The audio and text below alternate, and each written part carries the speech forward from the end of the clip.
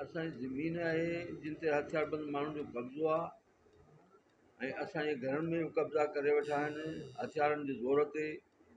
ऐं उन जाइ ते असांजा जेके माना माण्हू आहिनि, जेके ॿार आहिनि, बच्चा आया हूं ऐं ही पेरिस कॉन्फ्रेंस पिया कयूं। ही जमाली ज़ात जा माण्हू आहिनि, जेको जानमन जमाली, मोहम्मद नवाज़ जमाली, मोर जमाली, मास्टर कासिम, मजीद जमाली, सद्दाम जमाली ऐं रफ़ीक जमाली ऐं ताजमल जमाली ऐं ॿिया।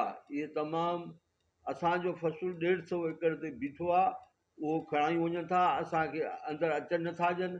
ऐं असांजा जेके ॿार बच्चा आहिनि, घर वारा जेके असांजा माण्हू, उहे हथियारनि जे ज़ोर ते उन्हनि खे बंदि कयो वेठा आहिनि। असां पुरज़ोर अपील था कयूं पाकिस्तान जे इदारनि खां जेके हिन ते एक्शन खणनि ऐं असांजो तहफ़ुज़ कनि। असांजी जानुनि खे ख़तरो आहे, ही असांखे कूड़ा केसनि में फासाए बि सघनि था ऐं माराए बि सघनि था।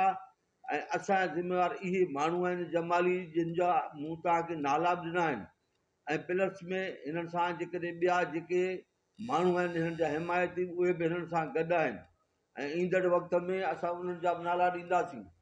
ऐं उन सां गॾु जेको आहे असां वज़ीर आला सिंध ऐं IG सिंध ऐं DIG हैदराबाद, SSP दादू खां पुरज़ोर अपील था कयूं त महिरबानी करे हिन ते तकिड़ो उपाउ वरितो वञे ऐं असांखे जेको आहे तहफ़ुज़ ॾिनो वञे ऐं असांजे माण्हुनि खे तहफ़ुज़, बचड़नि खे तहफ़ुज़ ॾिनो वञे, जंहिंमें जेको आहे इन क़िस्म जी जेका बि हरकत थींदी, इहे जमाली सागा ज़िम्मेवार आहिनि। ऐं असांजो फ़सुलु जेको आहे 150 एकड़ ते पको बीठो आहे, जेको असांखे खणी नथा ॾियनि ऐं मौतमार धमकियूं ॾियनि था। ऐं उन जे लाइ असां हिते आया आहियूं।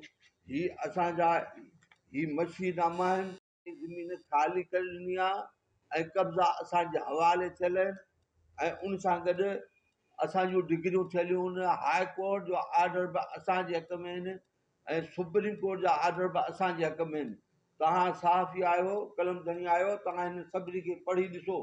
असां सां ही नाजाइज़ी आहे, हिते कानून नाले का शइ आहे कोन। हिननि बसि रुॻो इहो हथियारनि जे ज़ोर ते यरगमाल कयो आहे पूरे हिन इलाइक़े खे।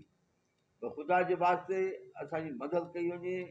असां तमामु मजबूर आहियूं ऐं असां इन में सेकंडनि में असां सम्झूं था असांजो को बि नुक़सानु थी सघे थो। ऐं तहरुक में अचे दादू SSP ऐं DSP जोही ऐं SHO फुलजी ऐं असांजी मदद कनि ऐं असांजो जी हिफ़ाज़त कनि ऐं पुलिस पिकर रखनि अमन अमाने ख़ातिर ऐं प्रोटेक्शन ॾियनि। जेको हाई कोर्ट जे जज इक़बाल अहमद कलोड़े साहिब जो आर्डर थियल आहे, उन ते अमल कराइनि।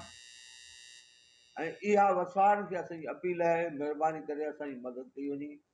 ऐं असां सभु हिते दाही आहियूं ऐं असांजी दाद रसी कई वञे।